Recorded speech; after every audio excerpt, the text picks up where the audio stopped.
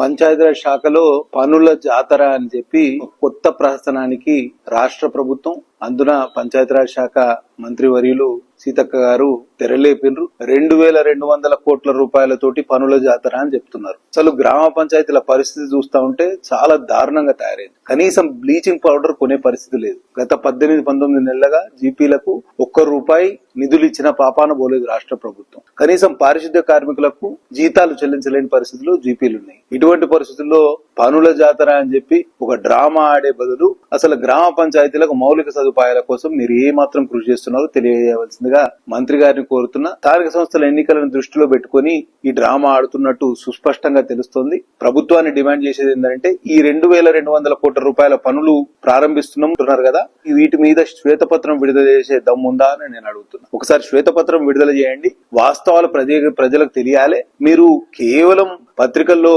వార్తల కోసం తాతాలాడుతున్నారు తప్పించి సీతక్క గారు నిజంగా ఉమ్మడి ఆదిలాబాద్ జిల్లాలో ఒక్క గ్రామానికైనా మీరు వచ్చి అక్కడ ఎటువంటి పరిస్థితుల్లో పరిశీలించే అవకాశం ఉన్నదా? అసలు ప్రజలు ఏమనుకుంటున్నారో తెలుస్తుందా మీకు? పనుల జాతర అని చెప్పి సచ్చినోని పెళ్లికి వచ్చిందే కట్టం అనే విధంగా ఏదో ఎన్నికల కోసం ప్రహసనంగా మార్చిండ్రు. ఈ విధానాన్ని భారతీయ జనతా పార్టీ శాసనసభ పక్షం తరఫున ఖండిస్తున్నాం. మీరు నియమితంగా ఈ పనులకు ఇన్ని డబ్బులు ఇచ్చినామని శ్వేతపత్రం విడుదల చేస్తే బాగుంటుందని నా అభిప్రాయం. జై హింద్.